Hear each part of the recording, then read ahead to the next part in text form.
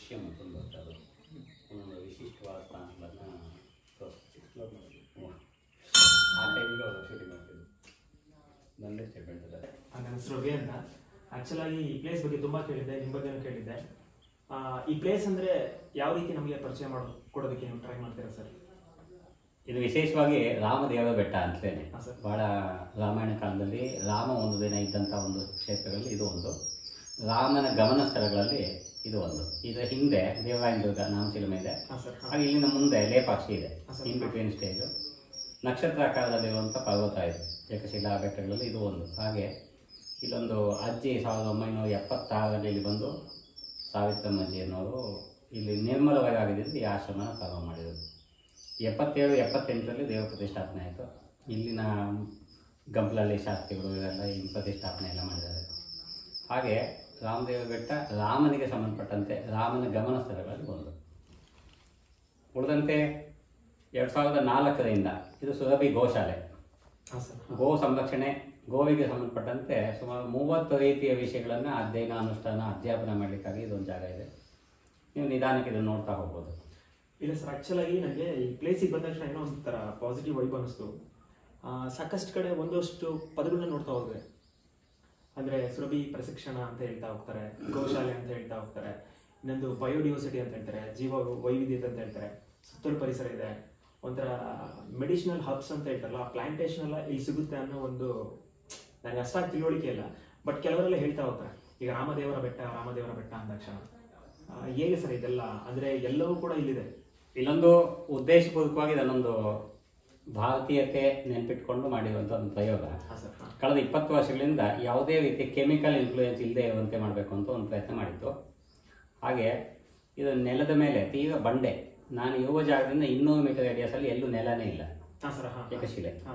ಇಲ್ಲಿ ಏನೇನು ನಿಮಗೆ ನ್ಯಾಚುರಲ್ ಅಂತ ಕಾಣ್ತಿದೆ ಅದು ಆರ್ಟಿಫಿಷಿಯಲ್. ಟೆರೆಸ್ ಗಾರ್ಡನ್ನ ಒಂದು ಎಕ್ಸಾಂಪಲ್ ಥರ ಇದು. ಇಷ್ಟು ದೊಡ್ಡ ಅವಳಿ ಮಗ ಅಶ್ವತ್ಥ ವೃಕ್ಷ ಇದೆ, ಕೆಳಗೆ ನೆಲ ಇಲ್ಲ, ಹಾಕಿದ ಮಣ್ಣು. ಹಾಗೇನೆ ಇದರಲ್ಲೇ ಒಂದು ಪ್ರಯೋಗ ಮಾಡಿ ಕಳೆದ 2007, 8, 9ನೇ ಇಸ್ವಿಯಲ್ಲಿ ಒಂದು 800 ರೀತಿಯ ಬೇರೆ ಬೇರೆ ರೀತಿಯ ಜಾತಿ ಗಿಡಗಳನ್ನು ತಗೊಂಡ್ಬಂದು ಇಲ್ಲಿ ಇನ್ಸ್ಟಾಲ್ ಮಾಡೋ ಪ್ರಯತ್ನ ಮಾಡಿದ್ವಿ. ಆಮೇಲೆ ಗಿಡದ ಬಗ್ಗೆ ಅಧ್ಯಯನ, ಆ ಗಿಡ ಹೇಗೆ ಬದುಕತ್ತಾ ಇಲ್ವಾ, ಅಲ್ಲಿ ಪಕ್ಕದಲ್ಲಿ ಇನ್ನೊಂದು ಸಸ್ಯ ಇಟ್ಟರೆ ಏನಾಗುತ್ತೆ, ಅದೆಲ್ಲವನ್ನು ಕೂಡ ಮಾಡುವಂಥ ಪ್ರಯತ್ನ. ಹಾಗೆ 8, 9, 10ರಲ್ಲಿ ವಿತ್ ಲೇಬಲ್ ನಾನು ಮಾಡಿದ್ದೆ. ನಾನು ಬಾಟನಿ ಸ್ಟೂಡೆಂಟ್ ಆಗಿ ನ್ಯಾಷನಲ್ ಕಾಲೇಜಲ್ಲಿ ಓದಿದ್ದು, ನನಗದೊಂದು ಹ್ಯಾಬಿಟ್ ಇತ್ತು. ಆಮೇಲೆ ಅದು ದುಃಖ ಅನಿಸಿ ಲೇಬಲ್ ಬೇಡ ಅಂತ ಅನ್ನಿಸ್ತು. ಹಾಗಾಗಿ 10ರಿಂದ ಆಚೆ ಲೇಬಲ್ನೆಲ್ಲ ತೆಗೆದುಹಾಕೋದು, ಲೇಬಲ್ ಹಾಕೋದು ಬೇಡ ಅಂತ. ಅದರ ಪೈಕಿ 139 ಜಾತಿ ಸಸ್ಯಗಳು ಇದೆ, 20 ವರ್ಷ ವಯಸ್ಸಿದೆ, ಮತ್ತು ಯಾವುದೇ ರೀತಿ ಕೆಮಿಕಲ್ ಇನ್ಫ್ಲೂಯೆನ್ಸ್ ಇಲ್ಲದೆ ಇದೆ. ಸರ್, ಇನ್ನೊಂದು ಈ ಮಾತಿನ ಮಧ್ಯದಲ್ಲಿ ನೀವು ಹೇಳ್ತಾ ಹೋದ್ರಲ್ಲ, ಅಂದ್ರೆ ಮರ ಅಂತ ಬಂದ ತಕ್ಷಣ ಅದಕ್ಕೂ ಏನಾದರೂ ವಯಸ್ಸು ಅಥವಾ ಆಯಸ್ಸು ಅನ್ನೋದು ಏನಾದರೂ ಇರುತ್ತಾ ಅಂತ? ಬಹಳ ಇದೆ. ಮತ್ತು ಭಾರತೀಯ ಪರಿಕಲ್ಪನೆ ಅಧ್ಯಯನ ಇದು ಬಹಳ ಗಹನವಾಗಿತ್ತು, ಆಳಕ್ಕೆ ಅಗಲಕ್ಕೆ ಇತ್ತು. ಇತ್ತೀಚೆಗೆ ಹಾಗಿಲ್ಲ. ನಮ್ಮಲ್ಲಿ ಇತ್ತೀಚೆಗೆಲ್ಲವೂ ಟೆಂಪರರಿ ನಾಲೆಡ್ಜ್ ಬೇಸ್ಡ್ AI ಅದ್ರ ಮೇಲೆ ಕೂತ್ಬಿಟ್ಟಿದ್ದೀವಿ, ನಮ್ಗೆ ಅರ್ಥ ಆಗ್ತಿಲ್ಲ ಏನಂತ. ನಮ್ಮ ದೇಶ ಹೀಗಿರಲಿಲ್ಲ, ಬಹಳ ಅಧ್ಯಯನ ಮತ್ತು ಗಹನವಾಗಿ ನಿಬಿಡವಾಗಿ ಇರ್ತಿತ್ತು. ಹಾಗೆ ಒಂದೊಂದು ಸಸ್ಯ, ಆ ಸಸ್ಯದಲ್ಲೂ ಕೂಡ ಸ್ಪೃಶ್ಯ ಅಸ್ಪೃಶ್ಯ ಗುಣ ಇದೆ. ನೀವು 2 ತೆಂಗಿನ ಗಿಡದ ಮಧ್ಯೆ ಒಂದು ಹುಳಿ ಹಿಂಡುವಂಥ ಗಿಡ ಇಟ್ಬಿಟ್ರೆ ಅದು ರಿಪೆಲ್ ಆಗುತ್ತೆ, ನೆಟ್ಟಿಗಿರಲ್ಲ. ನೀವೆಲ್ಲದು 2 ತೆಂಗಿನ ಮರ ಒಟ್ಟಿಗೆ ನೆಟ್ಟಿಗಿಲ್ಲ ಅಂದರೆ ನೋಡಿ ಪಕ್ಕದಲ್ಲಿ ಹುಳಿ ಗಿಡ ಇದೆ ಅಂತ, ಅಂದರೆ ಸಹಿಸೋದಿಲ್ಲ ಅದು. ಹಾಗೆ ಸಸ್ಯಗಳಲ್ಲೂ ಕೂಡ ಅದು ಪಕ್ಕದ ಸಸ್ಯದ ಕಾರಣಕ್ಕಾಗಿ ಅದಕ್ಕೆ ನೋವಾಗುತ್ತೆ, ಹಿಂಸೆ ಆಗುತ್ತೆ, ಸಂತೋಷ ಆಗುತ್ತೆ. ಅದು ಸಸ್ಯದಲ್ಲೂ ಇದೆ. ಹೇಗೆ ಕ್ರಿಮಿಕೀಟದಲ್ಲಿ ಪಶು ಪಕ್ಷಿಗಳಲ್ಲಿ ಇದೆಯೋ ಹಾಗೆ ಅದರಲ್ಲೂ ಇದೆ. ನಾನು ಇನ್ನೊಂದನ್ನು ನೋಡಿದ್ದೀನಿ, ನಾನು ಇಲ್ಲಿ ಬಂದ ಹೊಸದಲ್ಲಿ ಅಂದ್ಕೊಂಡಿದ್ದೆ ಸ್ಪೃಶ್ಯ ಅಸ್ಪೃಶ್ಯ ಅಂದರೆ ಬ್ರಾಹ್ಮಣರು ಮತ್ತು ಇತರೆ ಜನ ಅಂತ. ಹಾಗಿಲ್ಲ, ನಾನು ಅನ್ಕೊಂಡಿದ್ದೆ, ನಾನೊಬ್ಬ ಬ್ರಾಹ್ಮಣ, ನಂಗನ್ಸಿತ್ತು ಬ್ರಾಹ್ಮಣರು ಅಂದರೆ ಸ್ಪೃಶ್ಯ ಅಸ್ಪೃಶ್ಯ ಮಾಡ್ಬಿಡ್ತಾರೇನೋ, ಬ್ರಾಹ್ಮಣರು ಭಾಳ ಮಡಿವಂತರೇನೋ ಅಂತ. ಇಲ್ಲ, ಹಾಗಿಲ್ಲ. ಕೋತಿಗಳ ಪೈಕಿ ಒಬ್ಬ ಮನುಷ್ಯ ಮುಟ್ಟಿದ ಕೋತಿನ ಇಡೀ ಕುಲ ಆಚೆಗೆ ಹಾಕುತ್ತೆ. ಫಸ್ಟ್ ಎಕ್ಸ್ಪೆಲ್ಷನ್ನೇ, ಮುಟ್ಟೋದಿಲ್ಲ ಕೋತಿನ. ಒಂದು ಗುಬ್ಬಚ್ಚಿ ನೀವು ಮುಟ್ಟಿದ ಮೇಲೆ ಆ ಗುಬ್ಬಚ್ಚಿನ ಒಳಗೆ ತಗೊಳ್ಳೋದಿಲ್ಲ. ಒಂದು ಕಾಗೆನ ನೀವು ಮುಟ್ಟಿದ ಮೇಲೆ ಕಾಗೆ ಒಳಗೆ ತಗೊಳ್ಳೋದಿಲ್ಲ. ಪದ್ಧತಿ ಹಂಗಿದೆ ಅಲ್ಲಿ. ಅಲ್ಲ, ಆ ಜಂತು ಸಂಕುಲದಲ್ಲಿ ಆ ಸಹಜ ಸ್ವಭಾವ ಇದೆ ಅದು. ಒಂದು ಪಕ್ಷಿ ಇನ್ನೊಂದು ಪಕ್ಷಿನ ಟಚ್ ಮಾಡೋದಕ್ಕೆ ಇಷ್ಟಪಡೋದಿಲ್ಲ. ಹಾಗೆ ನಾವು ಸಾಕು ಪ್ರಾಣಿಗಳು ಅಂತ ಏನಾದ್ರು ಹುಡುಕದೆ ನೀವು ಸಿಗೋದು 4-5 ಪ್ರಾಣಿನೇ. ಮನುಷ್ಯನ ಮುಟ್ಟಕ್ಕೆ ಇಷ್ಟನೇ ಪಡಲ್ಲ ಯಾವುದೇ ಜಂತುಗಳು.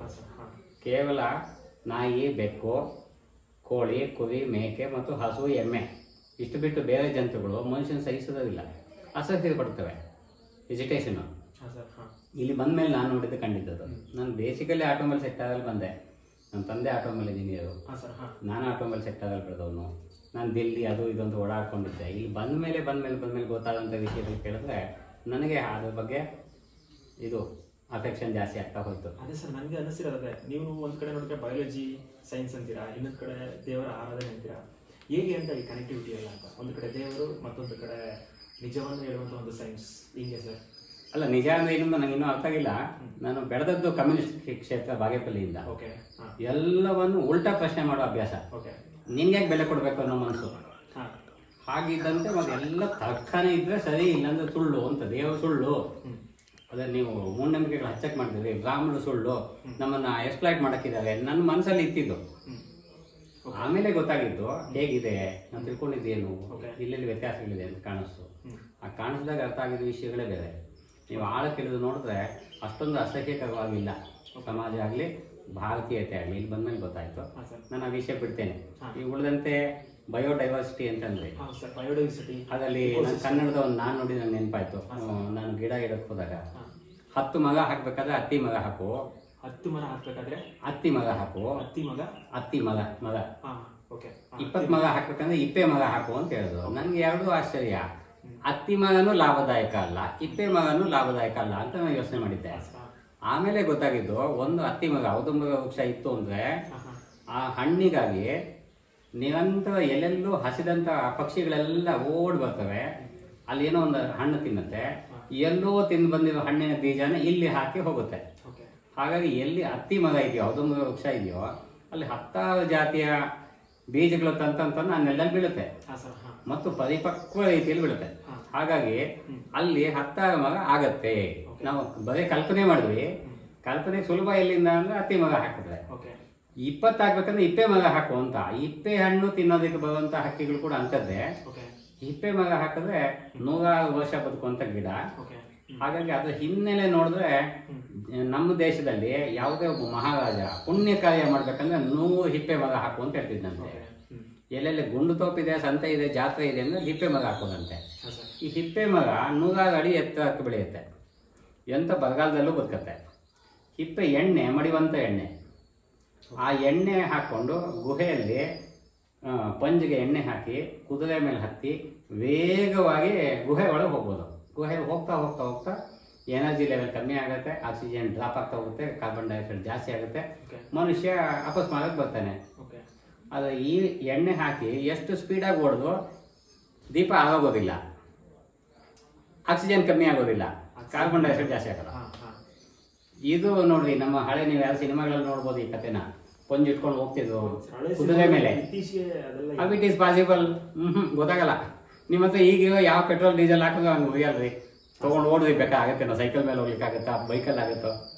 ಆದರೆ ಹಿಪ್ಪೆ ಎಣ್ಣೆಗಿತ್ತು.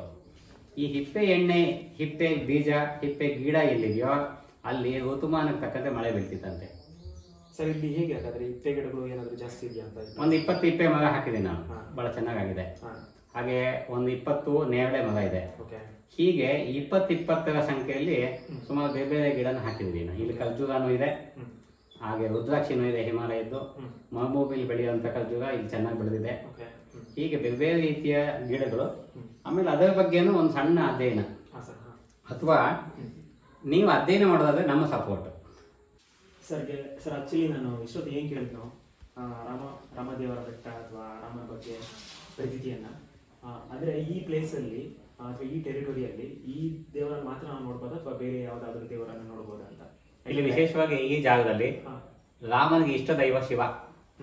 ಹಾಗೆ ನಮ್ಮ ಉದ್ದೇಶ ಮತ್ತು ಇದು ಪಶುಪಾಲನೆ, ಇದೆರಡು ನೆನ್ಪಿಟ್ಕೊಂಡು ಪಶುಪತಿನಾಥನ ದೇವಸ್ಥಾನ ಇದೆ. ಪಶುಪತಿನಾಥ ದೇವಸ್ಥಾನ. ಹೌದು, ಪಶುಪತಿನಾಥನ ದೇವಸ್ಥಾನದಲ್ಲಿ ಇನ್ನೂ ವಿಶೇಷ ಅಂದ್ರೆ ಭೈರವನಾಥ ಇದ್ದಾನೆ, ಮಂಗಲನಾಥ ಇದ್ದಾನೆ, ವೃಷಭನಾಥ. ಹೀಗೆ 8 ವಾಹನ, ಅಷ್ಟವಾಹನ ಶೋಭಿತ ಪಂಚಮುಖಿ ಶಿವ ಪಶುಪತಿನಾಥನ ದೇವಸ್ಥಾನ ಇದೆ. ಹಾಗೆ ಮಾನಸಾದೇವಿ, ಶಿವನ ಮಗಳ ಒಂದು ದೇವಸ್ಥಾನ ಇದೆ. ಪಶುಪತಿ ದೇವಸ್ಥಾನ, ಮಾನಸಾದೇವಿ ದೇವಸ್ಥಾನ. ಹಾಗೆ ದತ್ತಾತ್ರೇಯನ ಸನ್ನಿಧಾನ ಇದೆ. ಇವೆಲ್ಲವೂ ಕೂಡ ಒಂದಕ್ಕೊಂದು ಪ್ರಕೃತಿ ಜೊತೆಗೆ ರಿಲೇಟೆಡ್. ಸರ್, ನಾವು ನೋಡ್ಬೋದು. ಹೋಗೋಣ.